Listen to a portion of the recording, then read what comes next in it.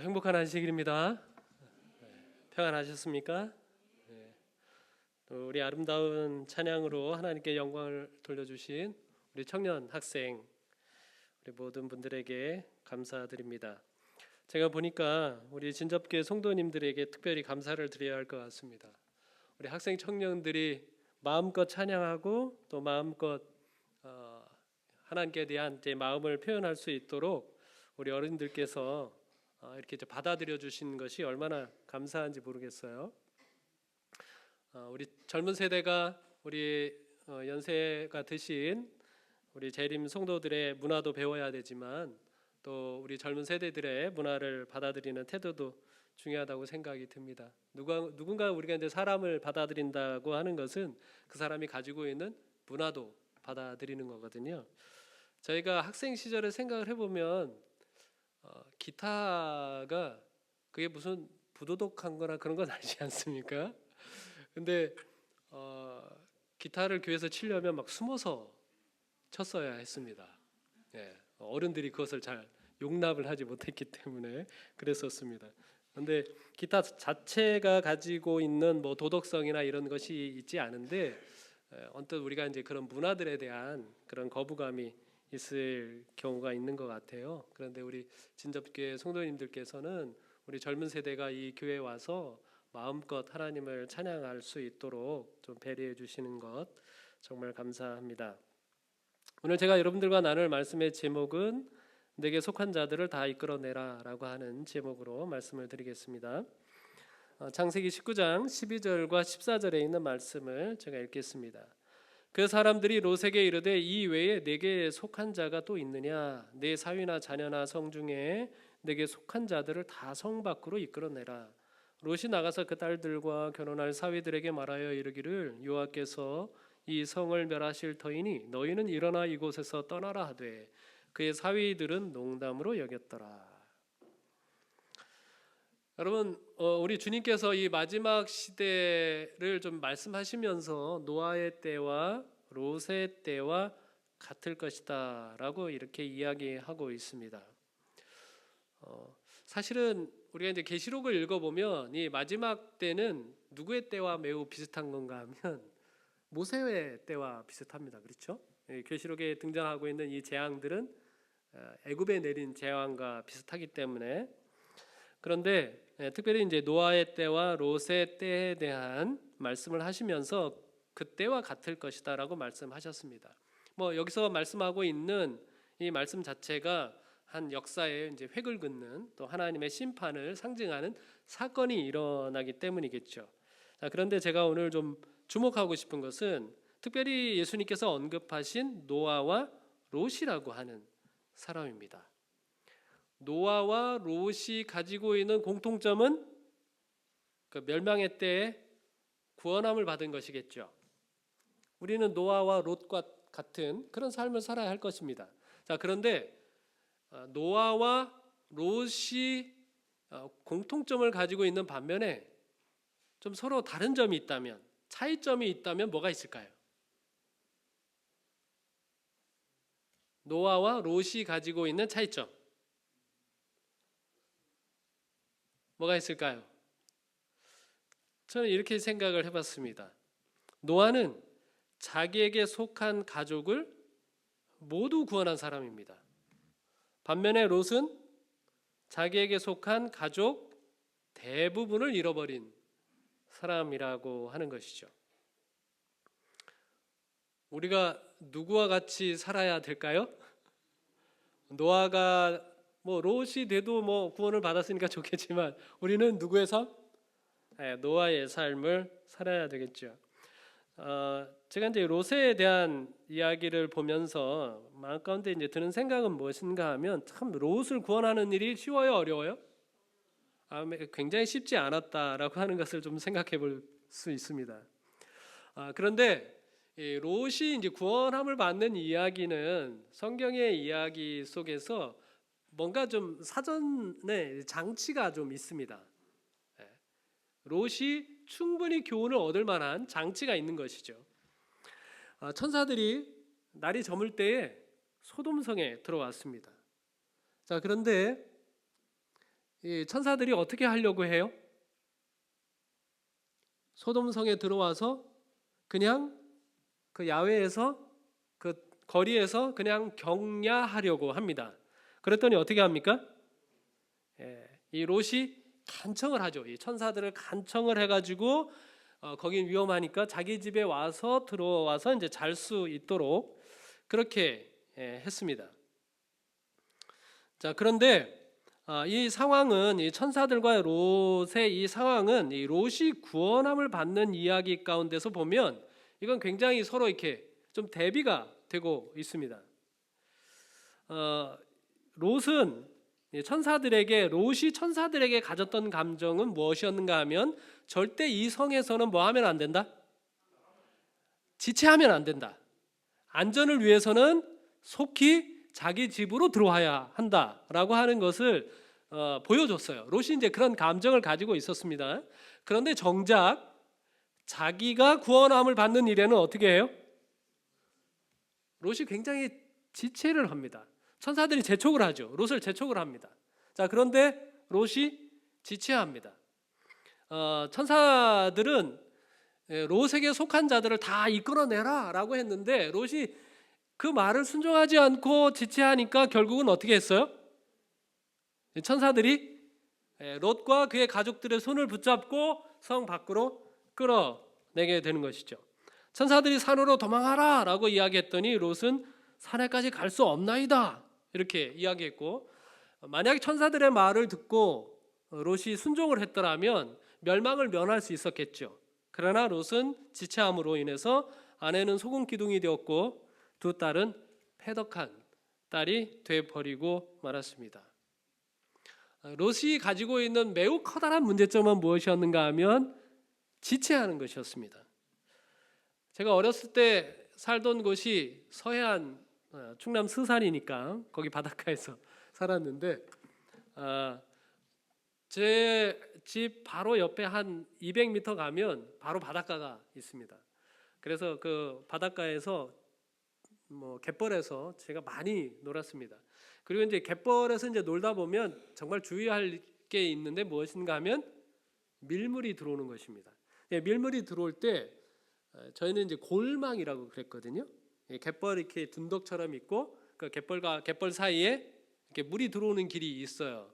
근데 이제 물이 들어올 때는 매우 주의해서 빨리 나와야 합니다. 여기 내가 지금 개를 잡고 뭐 바지락을 잡고 뭐 하고 이렇게 갯벌에서 놀고 있는 사이에 거기에 정신을 팔고 있으면 물이 어떻게 해요?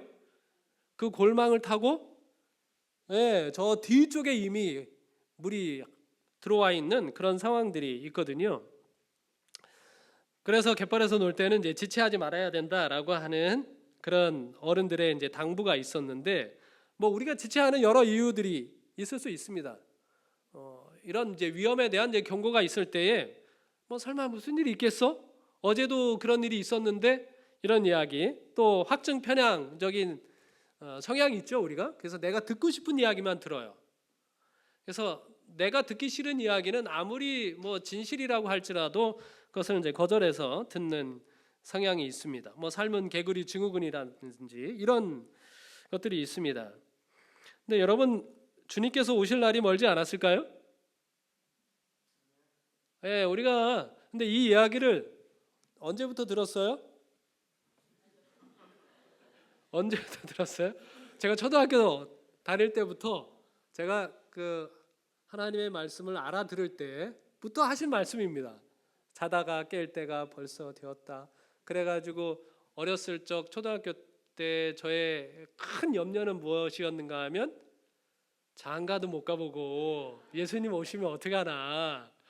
그래서 제 어렸을 때 마음은 이 세상이 이렇게 살기가 좋은데 왜 굳이 예수님이 오시려고 하나, 그런 생각을 가졌었습니다. 근데 요즘은 안 그러죠.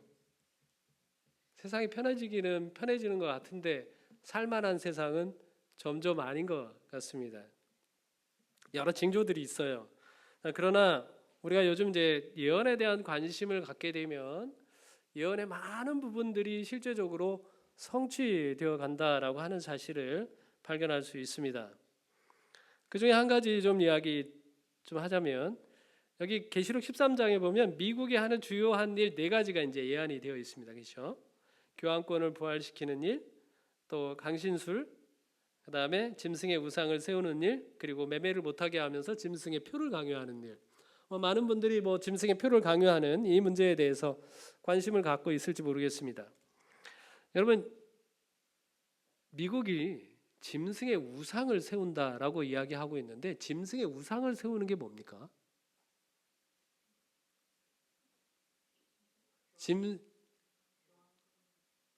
짐승의 우상을 세우는 게 뭘까요?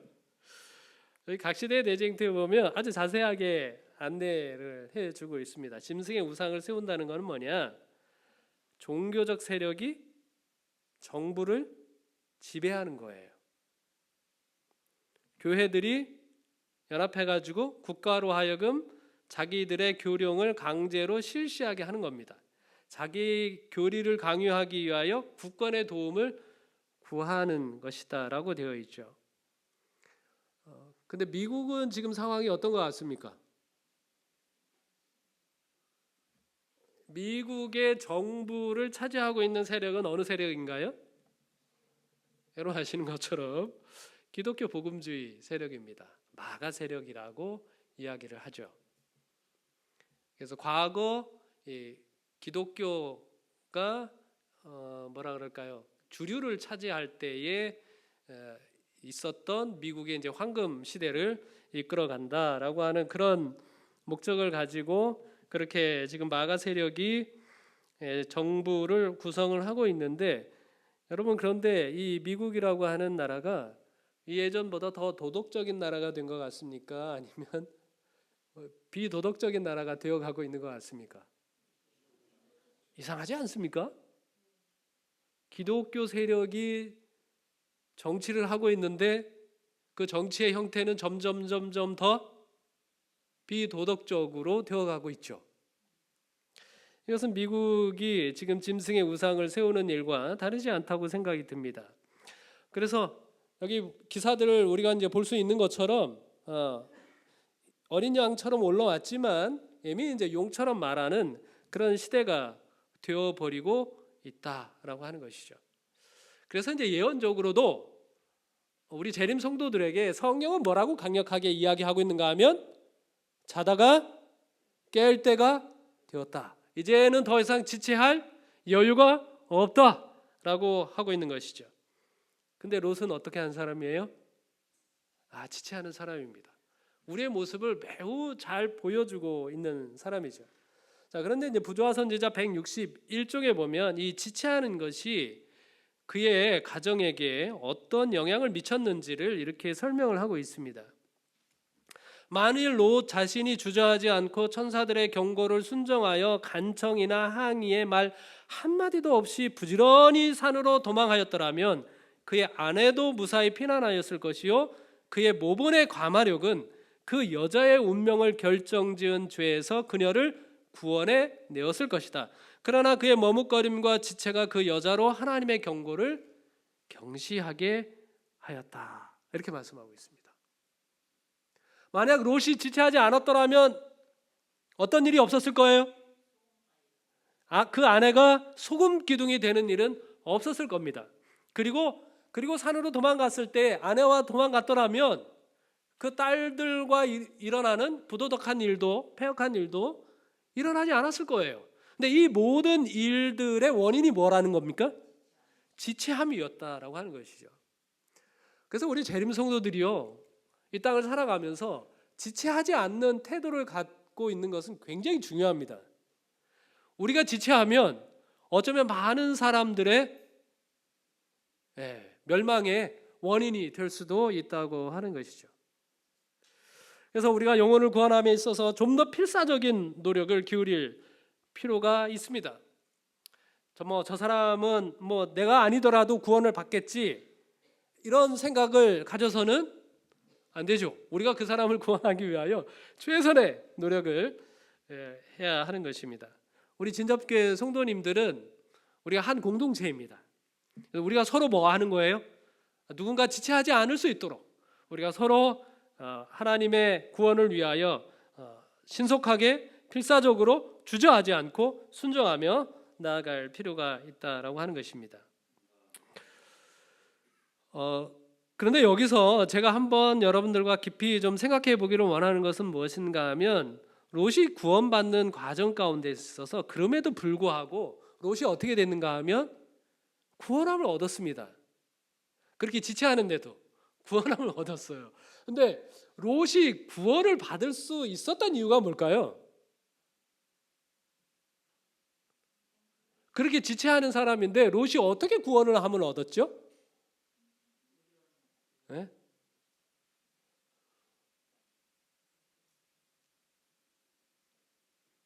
어떻게 구원을 얻었습니까?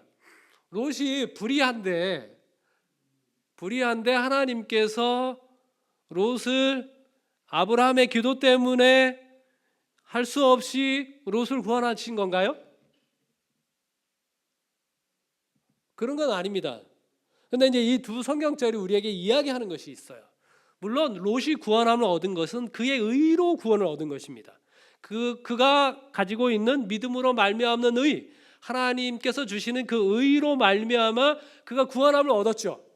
자, 그런데 창세기 19장 29절에 보면 롯이 구원함을 얻는 데 있어서 무엇이 아주 결정적인 역할을 하고 있는가 하면 아브라함의 기도가 매우 결정적인 역할을 하고 있다고 기록하고 있습니다. 그래서 이 성경절에서는 우리에게 하나님께서 어떤 말씀을 하신가 하면 하나님께서는 기도와 함께 일하신다고 하는 사실을 분명히 해주고 있습니다. 우리가 기도하는 것이 얼마나 힘이 있는지 보여주고 있어요. 우리가 영혼을 위하여 함께 기도하는 것, 이건 매우 강력한 힘을 가지고 있습니다. 이 부분에 대해서 부자 선지자는 이렇게 좀 설명을 하고 있습니다. 평원의 모든 도시 가운데 10사람의 의인도 발견되지 아니하였으나 아브라함의 기도의 응답으로 하나님을 두려워하는 한 사람만 멸망을 면했다. 이렇게 우리 성경에는 이렇게 번역이 되어 있는데 요거는 한 사람밖에 구원받지 못한 것에 대한 아쉬움이 묻어나는 번역이죠. 자, 그런데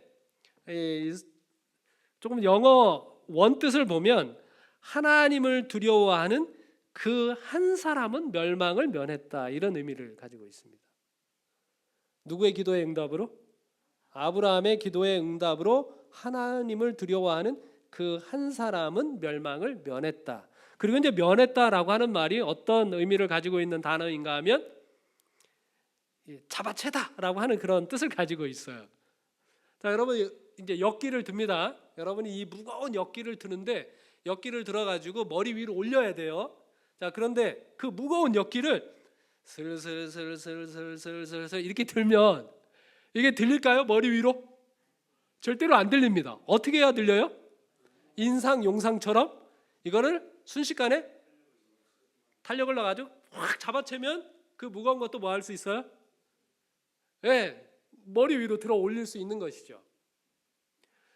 근데 이 엘렌 화이트는 이 부분을 이제 번역을 하면서 주석을 하면서 어떻게 표현하고 있는가 하면 이 롯이 그렇게 지체하고 있는데 안 나가려고 얼마나 버티고 있습니까? 관성처럼 거기서 살고자. 그런데 아브라함의 기도가 어떤 역할을 했다는 거예요? 확 잡아채는 것처럼 롯을 건져냈다라고 이렇게 기록을 하고 있습니다. 여러분, 이 기도가 가지고 있는 강력한 힘을 우리에게 보여주고 있는 거예요. 여러분, 제가 누군가 정말 내가 구원하고 싶은 사람이 있어요. 근데 아무리 내가 뭐 전도지를 갖다 주고 뭐 먹을 거를 갖다 주고 뭘 해도 잘 안 돼. 그래가지고 그냥 이 사람은 포기해야 되겠다. 제가 예언 전도를 하면서 이제 여쭤봐요. 복음과 관련돼서 여쭤보면 예수님이 재림이 빠르면 좋겠습니까? 아니면 조금 시간이 필요합니까?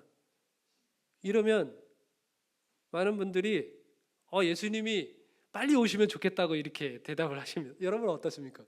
나는 예수님이 하루라도 빨리 왔으면 좋겠다. 한번 손 들어보세요. 꽤 됩니다. 그래도 아니 난 시간이 좀 필요하다. 그렇죠, 그렇죠. 예, 그렇죠, 그렇죠. 그래가지고 이게 하루라도 빨리 오셨으면 좋겠다 이렇게 하시는 분들에게 그러면 이제 제가 묻죠. 하면 눈을 감고 내가 알고 있는 사람 가운데 우리 비재림 교인이 얼마나 되나 한번 생각을 해보세요. 이렇게 좀 묻습니다. 그러면 우리 집에도 있잖아요. 우리 집에도. 그러면 내일이라도 예수님 오시면 되겠어요? 안 되겠어요? 그래가지고 이제 그때 여쭤보면 좀 사람 손이 좀 줍니다. 많이. 근데 그래도 들고 계시는 분이 계셔요. 그래서 왜 그러냐 여쭤보면 뭐 시간을 더 준다고 될 게 아니래요. 시간을 준다고 될 게 아니래요. 어차피 안 된대요. 그래가지고 뭐 그렇다고 이야기하시더라고요. 그래서 우리가 이제 때로 아무리 노력을 해도 안 된다고 생각하는 사람이 있을 수 있습니다. 그런데요, 여기 보시면 기도가 얼마나 강력한 힘을 가지고 있는지 말씀하고 있잖아요. 기도하면 그 사람은 막 지체하려고 그래요. 안 나가려고 그래. 근데 그 기도가 어떻게 한다는 거예요? 확 잡아채듯이 멸망을 면하게 한다라고 말씀을 하고 있습니다. 그래서 여러분 절대로 내가 구원하기를 원하는 그 사람이 있다면 뭘 포기하면 안 돼요? 기도하기를 포기하면 안 돼요. 언젠가 그가 그 기도에 의하여 잡아채해지는 날이 분명히 있을 겁니다. 시대의 소망 429쪽에 이렇게 말씀하고 있어요. 사단에게 포로된 영혼들은 그들을 해방시켜줄 믿음의 말씀과 뭘 기다리고 있다? 기도를 기다리고 있다라고 이렇게 말씀하고 있습니다. 자, 그런데 이제 우리가 이제 기도를 해야 됩니다. 자, 기도를 해야 되는데 여기 창세기 19장 12절로 14절에 보면 뭐라고 말씀하고 있는가 하면 이 천사들이 롯에게 누구를? 내게 속한 자들을 다 성 밖으로 이끌어내라 라고 이렇게 이야기했습니다. 천사들이 내게 속한 자들이라고 할 때 어떤 사람을 말하는 걸까요?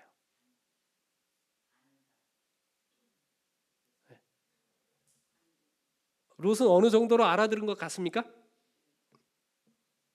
네. 자, 근데 여러분 이제 아브라함이 기도하지 않습니까? 하나님, 이제 좀 소돔섬이 멸망할 수밖에 없다고 말씀하시는데 그 중에 의인 50이 있으면, 45이 있으면, 40이 있으면, 30이 있으면, 20이 있으면, 10명이 있으면 그래도 멸망하시겠습니까? 그냥 하나님께서 멸망하지 않겠다라고 말씀하셨어요. 근데 아브라함이 10명에서 왜 멈췄을까요? 10명에서 왜 멈췄을까요? 제 생각으로 한 4명까지 이렇게 좀 기도를 했더라면 멸망 안 왔을 수도 있었을 텐데 여기 내게 속한 자들이라고 하는 말 속에 우리가 깊이 생각해 볼 필요가 있습니다. 롯이 왜 소돔성으로 갔죠? 롯이 왜 소돔성으로 갔어요? 아브라함과 그 부가 거의 대등하게 됐잖아요. 짐승도 그렇고 종들도 그렇고. 그리고 둘이 다투지 않습니까? 아브라함의 종들과 롯의 종들이. 아브라함 식구가 얼마나 됐나요? 종들을 포함해서 1000명이 넘었습니다. 그러면 롯이 소돔으로 갈 때 얼마나 많은 사람들과 함께 갔겠습니까? 세월이 지났죠. 그럼에도 불구하고 롯에게 속한 사람이 10명도 되지 않는다라고 하는 것은 이게 얼마나 안타까운 일입니까? 아마 아브라함은 그 정도는 있을 거라고 생각했겠죠. 롯에게 속한 사람이. 우리가 이제 구원함을 받은 딸이 이제 2딸이 있고 그 다음에 사위가 있어요. 아마 이제 사위하고 결혼을 한 2딸이라고 이야기하는 경우가 있으니까 딸이 4입니다. 그것까지 다 최대한으로 하면 롯과 아내가 있어요. 그리고 뭐 사위나 뭐 종들이나 이렇게 하면 그래도 10명은 되지 않았을까요? 그런데 결과적으로는 구원함을 받은 사람이 누구밖에 없어요? 롯밖에 없는 그런 형국이 됐습니다. 여러분, 그래서 여기 내게 속한 자들이라고 말을 할 때에 여러분 천사들이 와서 오늘 각자에게 내게 속한 자들을 다 이끌어내라라고 말씀하신다면 여러분은 누구를 떠올리시겠습니까? 가족만 떠올리시겠어요? 가족만 떠올리시겠어요? 여기는 책임관계, 연대나 의존 관계 이 모두를 함께 생각해 봐야 하지 않겠습니까? 여러분 내년이 매우 의미 깊은 해이지 않습니까? 내년이 무슨 해예요? 2027년이 무슨 해입니까? 2027년은 예수님께서 침례를 받으신 지 2000년이 되는 해입니다. 공생애를 시작한 지. 그래서 대충회에서는 전 세계적으로 원보이스 27이라고 하는 운동을 펼칩니다. 소정한 앞에는 원보이스라고 하는 말이 좀 어려울 것 같아서 성령 침례 2027이라고 하는 운동을 벌입니다. 예수님께서 성령으로 침례를 받으신 지 2000년이 이제 뜻깊은 해다라고 하는 것입니다. 여러분 우리가 대총회에서 하는 모든 일들을 우리 지역교회에서 그대로 할 수는 없습니다. 또 목사님들이나 우리 성도님들이 가지고 있는 한국적인 매우 특별한 상황도 있고 아이디어가 있어서 우리 나름대로 이 운동을 이제 펼치는데 그러나 제가 우리 모든 성도님들이 대총회가 어떤 마인드로 이 운동을 펼치는지는 관심을 가질 필요가 있다라고 생각이 듭니다. 이 성령 침례 2027은 어떤 운동인가 하면 전 세계 교회가 하나가 되어서 외치자라고 하는 겁니다. 근데 누구를 외쳐요? 메시아, 곧 예수님을 외치는 겁니다. 예수님께서 예언된 대로 서기 27년에 침례를 받으셨던 것처럼 이제 다시 오실 예수님, 예언되신 이 예수님께서 이제 오실 날이 멀지 않았다라고 하는 소식을 모든 세상에 전하자라고 하는 것입니다. 그리고 우리가 가지고 있는 모든 자원을 총동원하는 거예요. 뭐 온라인이든지 오프라인이든지 이 모든 자원들을 다 동원해서 외치자라고 하는 운동입니다. 자, 그런데 이 운동을 함에 있어서 우리 인간의 힘으로 될까요? 안 되겠죠. 그래서 뭐 하는 거예요? 성령을 간구하는 것입니다. 성령을 간구하면서 개인적으로 교회 안에서 그다음에 교회와 교회가 함께 연합하면서 성령의 능력을 간절히 간구하면서 우리 모두가 지금 이 운동이 성령을 간구하는 이 운동이 어디로 이어지기를 바라요? 늦은 비 성령의 충만함으로 이어지기를 바라는 것입니다. 대충적으로 제 개인적으로도 우리가 지금부터 일으키는 그런 성령을 간구하는 기도, 그 다음에 복음을 전하는 이 운동이 그야말로 마지막 영적 부흥이 되어서 늦은 비 성령으로 연결되기를 간절히 바라고 있습니다. 그래서 뭐 다니엘서나 요한계시록 각 시대 대쟁투 시대의 소망을 묵상하면서 예언된 메시아 그리스도를 우리 모두가 함께 전할 수 있도록 하자라고 하는 것이고요. 그 다음에 각 교회는 그럼 어떻게 참여할 것인가 하면 각 교인이 제자 삼는 사역에 참여하도록 하자는 것입니다. 그리고 교회는 어떤 방식으로든 성경을 배우고자 한다고 하면 그들에게 가르칠 수 있는 모든 준비를 갖추자는 거예요.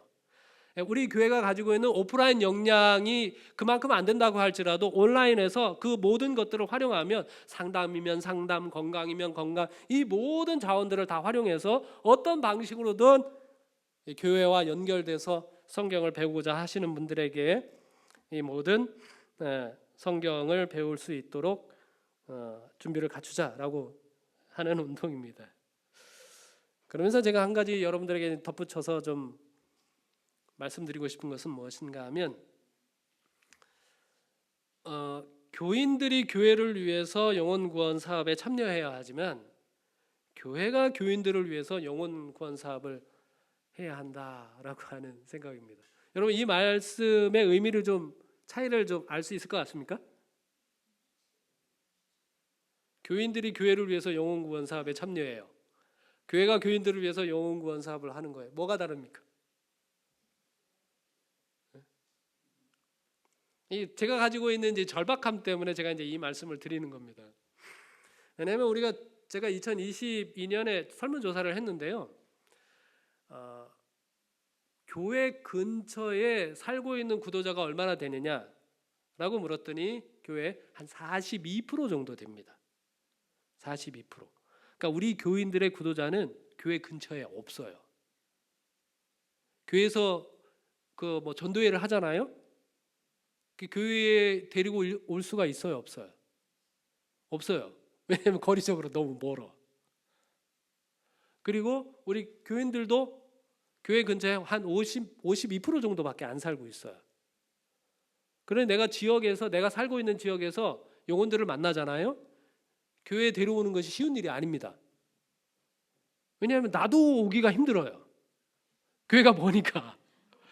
근데 그거를 이제 우리 바꿉시다. 근처에 있는 교회로 갑시다. 아무리 캠페인을 벌인다고 할지라도 그게 가능할까요? 저는 그거 불가능하다고 생각을 해요. 구호는 외칠 수는 있겠지만 자기가 다니고 싶은 교회가 있는 거거든요. 그러니까 이것을 이제 다 할 수는 없다고 생각을 한다면, 그것을 그대로 인정을 해야 된다면, 교회가 뭐냐? 교회가 건물이 교회가 아니지 않습니까? 우리 교인들이 교회잖아요. 교인들로 하여금 영혼을 구원할 수 있는 최대한의 역량을 발휘할 수 있도록 하는 것이 교회가 할 일이지 않겠느냐, 저 이 생각이 드는 겁니다. 그래서 교회가 교인들을 위해서 영혼 구원 사업을 해야 된다, 제가 이 말씀을 드리는 겁니다. 왜냐하면 늦은비 성령이 있잖아요. 어떤 교회에 내리는가 하면 교인들의 대부분이 하나님의 동역자가 되는 교회에 내립니다. 그런데 가만히 우리 실정을 생각을 해보니까 우리 교회에서 영혼 구원 사업을 하잖아요. 하나님과 동역자가 되기 위해서. 근데 교회 근처에 내가 살고 있으면 막 적극적으로 할 수 있겠어. 내가 만나는 구도자들 막 교회에 데려올 수 있으니까. 그런데 막 교회하고 한참 멀리 있으니까 영혼 구원 사업을 벌여도요, 저는 어떻게 할 수밖에 없어요. 내가 최대한 할 수 있는 거는 전도회 하는데 자리가 텅 비면 안 되니까 자리라도 좀 차지해 주자, 이 정도 해줄 수 있는 거죠. 그런데 그거 가지고는 안 됩니다. 실제로 하나님의 동역자가 되는 것은 내가 영혼 구원을 하는 그 기쁨을 하나님과 함께 누리는 거죠. 교인들 대부분이 그렇게 해야 뭐 한다는 거예요? 그 교회에 늦은비 성령이 임한다라고 하는 겁니다. 여러분 기억해 두세요. 늦은비 성령은 개인적으로 내리는 걸까요? 교회에 내리는 걸까요? 교회에 내리는 겁니다.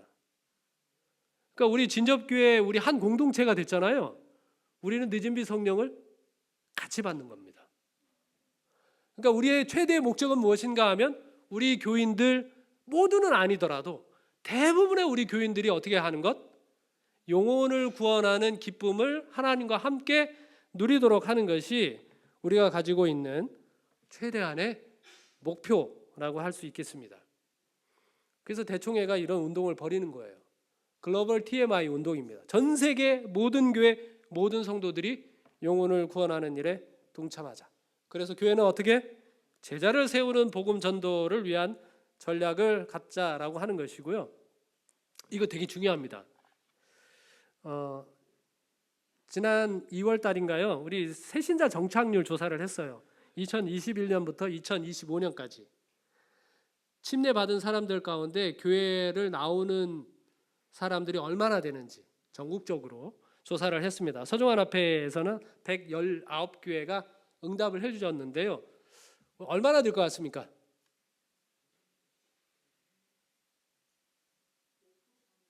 5% 정도? 우리가 한 10명 침례 받으면 몇 명 정도 나올까요? 10명 정도, 5년 동안 10명 정도 침례 받으면 5명? 그 정도도 괜찮은 것 같죠? 그런데 여러분 생각보다 72.8%가 정착을 했습니다. 그러니까 우리가 생각하는 것보다 우리 한국교회 상황이 그렇게 나쁜 건 아닙니다. 그렇게 나쁜 건 아니에요. 자, 그런데 제가 그 중에서 80% 이상 정착하는 27교회를 조사를 해봤어요. 그 10명 이상. 침례를 받은. 어떤 교회가 가장 잘 정착하는지 보세요. 가족을 전도한 경우가 가장 많이 정착합니다. 그럴 수밖에 없죠. 우리 아이가 침례를 받았어요. 이 아이는 뭐 무조건 내가 교회를 다니는 동안 같이 다닙니다. 가족 전도입니다. 그 다음에 어떤 거예요? 제자훈련과 소그룹 사역을 하는 교회입니다. 그리고 관계 전도하는 거예요. 그 다음에 특성화 전략을 가지고 있는 교회였습니다.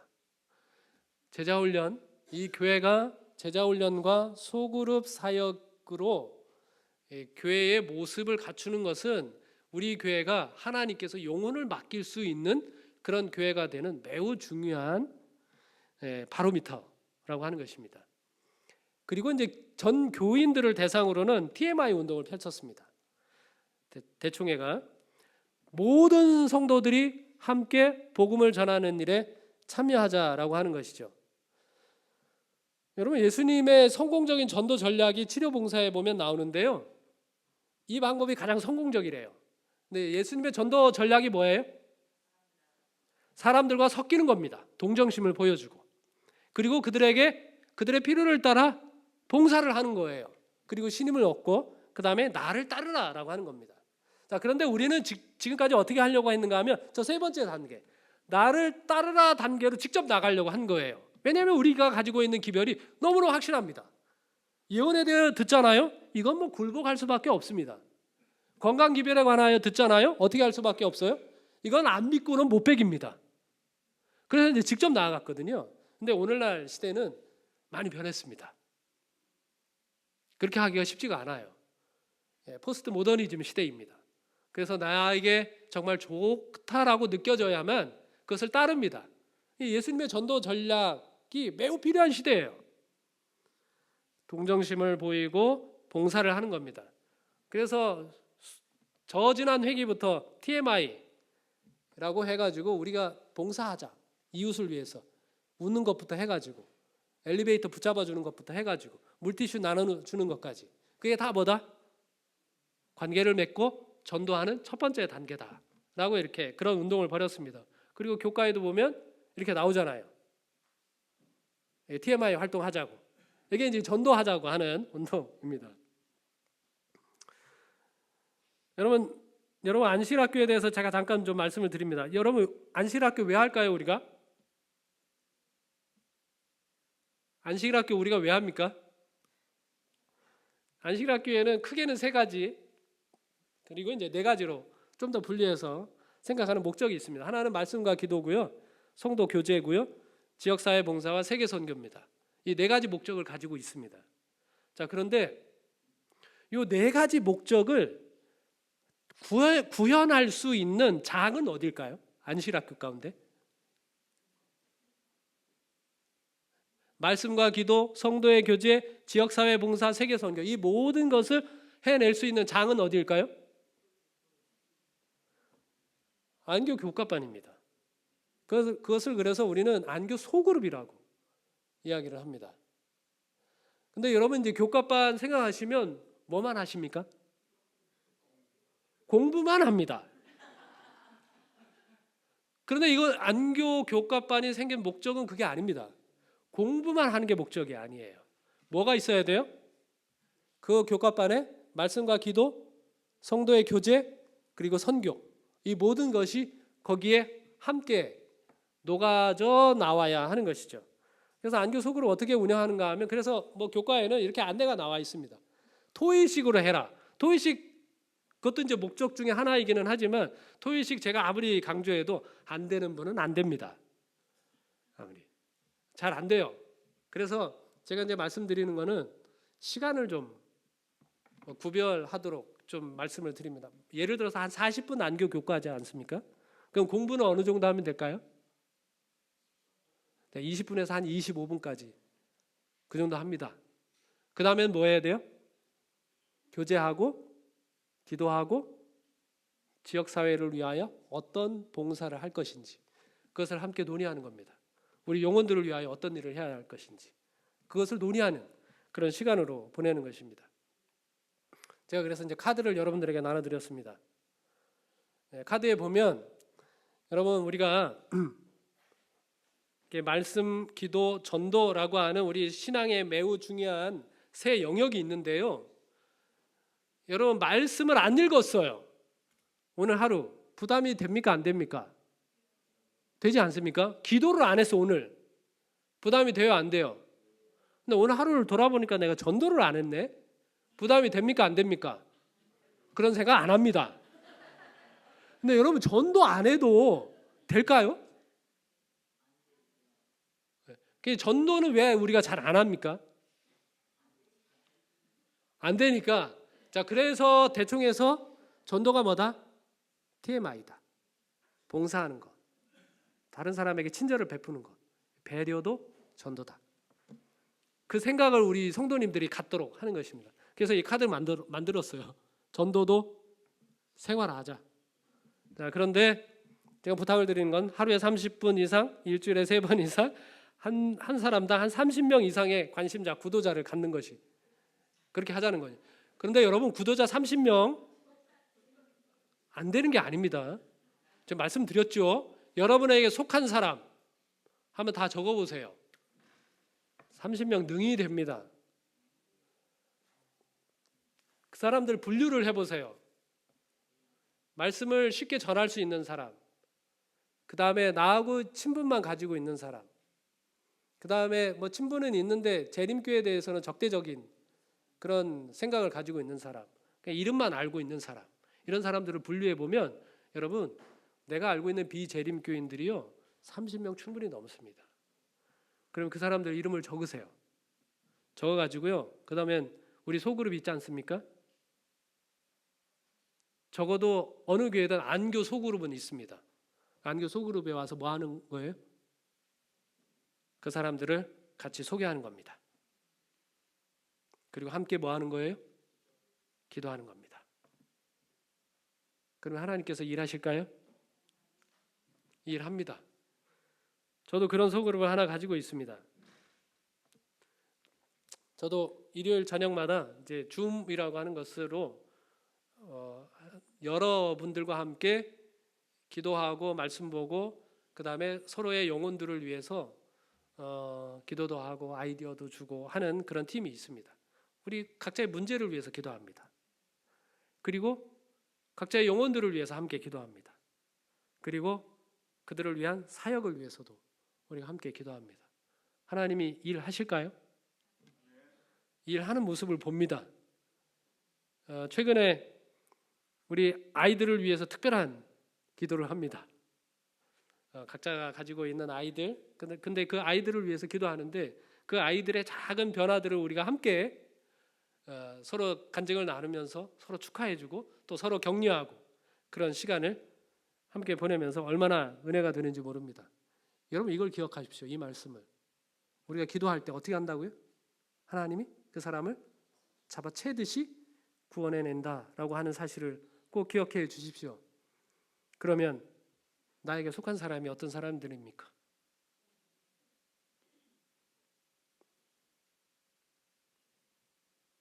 그들을 위해서 기도하는 것을 시작하십시오. 그러면 우리가 여기 둘 중에 하나, 노아와 롯이 있습니다. 우리는 노아가 되기를 원하시죠? 나에게 속한 영혼들을 모두 구원하는 사람. 그런 우리 모든 진접교회 성도들이 되기를 바라면서 말씀을 마치겠습니다.